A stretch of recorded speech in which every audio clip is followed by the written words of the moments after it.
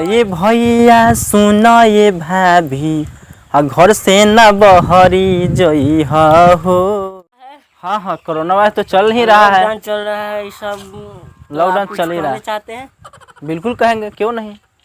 हमारे पब्लिक को तो हम चाहते हैं कि लाइव आए और पब्लिक को बीच कुछ रखे, उनको समझाए, ताकि ये महामारी कोरोना चल रहा है उससे उन लोग को सुरक्षा मिले, कुछ घर में रहे, कहीं घर से बाहर नहीं जाएं।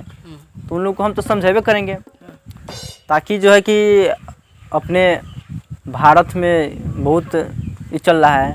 मुजफ्फरपुर में भी 2-3 निकला था और इधर बढ़ भी गया है ना। हाँ, इधर तो बढ़ गया है। तो हम चाहेंगे उन लोगों को कि गाना के माध्यम से समझाए ना।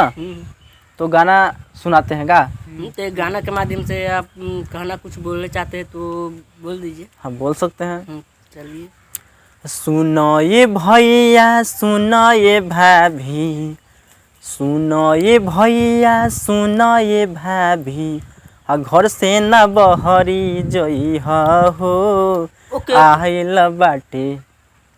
ओके ओके, राइट राइट, ठीक है ना। आइल बाटे कोरोना वायरस, आइल बाटे कोरोना वायरस घर से न बहरी जई हो। आइल बाटे कोरोना वायरस। सुनो ये भैया सुनो ये भाभी, सुनो ये भैया सुनो ये भाभी घर से न बहरी जई हो।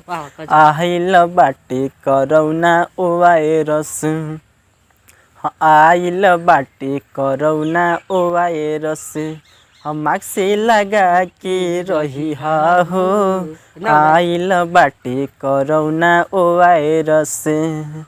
सुनो ये दादा सुनो ये दादी, सुनो ये दादा सुनो ये दादी घर से न बहरी जई हो।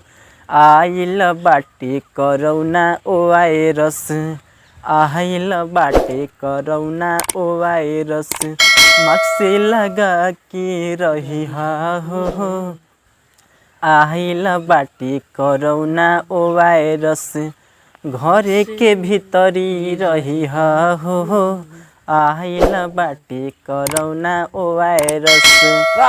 भैया हम अजय जान रउआ लोग के गाना के माध्यम से समझावत तनी, ताकि रउआ लोग घर से बाहर न जाए। काहे कि कोरोना ऐसा महामारी आयल बा कि बहुत अपना भारत में इससे क्षति हो रहल बा। का कहीं मुजफ्फरपुर में भी लगभग 12 या 13 कोरोना के केस निकल गए बा। तो ताकि रउआ लोग अपना घर में रही, घर से बाहर न जाए।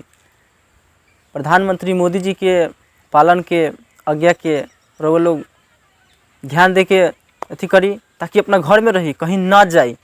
तो रउआ शरीर अच्छा रही, सेहत अच्छा रही।